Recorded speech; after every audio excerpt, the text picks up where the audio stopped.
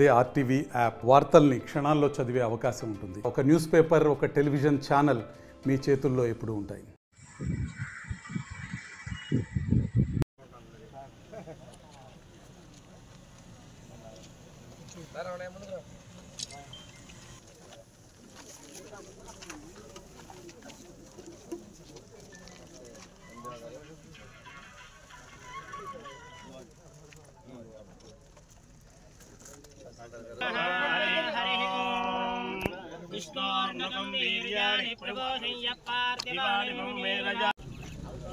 మీరు చూశారు మన పొదిల్లో ఉన్నాము అని ఉనికి చాడుకోవడానికి వచ్చారు.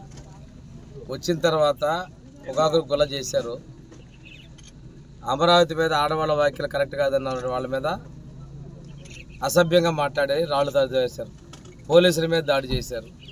పైపెచ్చు ఏదో నీతిమంతుల్లాగా వెనక్కి పిలవాలంటాడు, రీకాల్ అంటాడు. మధ్యస్థితి మరీ ఎక్కువైపోయింది.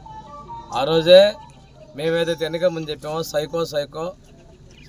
సైకో దానికి పరాకాష్ఠగా ఉన్నాడు. ఆ రోజున ఎన్నెన్నో కుట్రలు చేస్తున్నారు. పూర్తిగా భూస్థాపితం కూడా సిద్ధంగా ఉన్నారు.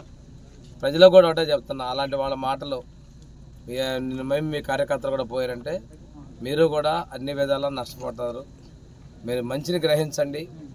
అంతేగాని ఏదో ఈరోజు చెప్పారని చెప్పి రెచ్చగొట్టేటువంటి ఫలితాలు మేము గూగుల్లో పడద్దని చెప్పి నేను వాళ్ళ కార్యకర్తలు కూడా చెప్తాను.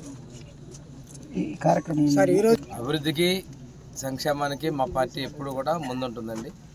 ఈరోజు పృథులగిరి లక్ష్మీనరసింహస్వామి దేవస్థానంలో 50 లక్షల రూపాయలతో పైన మేము రోడ్లు ఏర్పాటు చేయడం జరిగింది. అదేవిధంగా ఈ రోడ్డుని గతంలో మేము మెటల్ రోడ్డుగా ఏర్పాటు చేసాం. తర్వాత కాలంలో మంజూరైన రోడ్డుకి ఫారెస్ట్ అనుమతులు లేకపోతే ఫారెస్ట్ అనుమతులు క్లియర్ చేసుకొని రోడ్డు పూర్తి చేశాం. అదేవిధంగా ఇంకా ఇక్కడ చాలా పెద్ద బాధ్యతలు ఉన్నాయి. దేవస్థానం అభివృద్ధిలో పూర్తిగా ఆ రోజు టీటీడీ నుంచి నిధులు తీసుకురావడం కావచ్చు, ఈరోజు ఇంకా మిగిలినటువంటి అభివృద్ధి పైకి వెళ్ళి అసలు ఘాట్ రోడ్ నిర్మాణం కూడా చేయాల్సిన అవసరం ఉంది.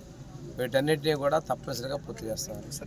మరిన్ని వీడియోస్ కోసం ఛానల్ సబ్స్క్రైబ్ చేయండి. లేటెస్ట్ అప్డేట్స్ కోసం వాట్సాప్ ఛానల్ ఫాలో అవ్వండి. అండ్ లింక్ డిస్క్రిప్షన్ లో ఉంది.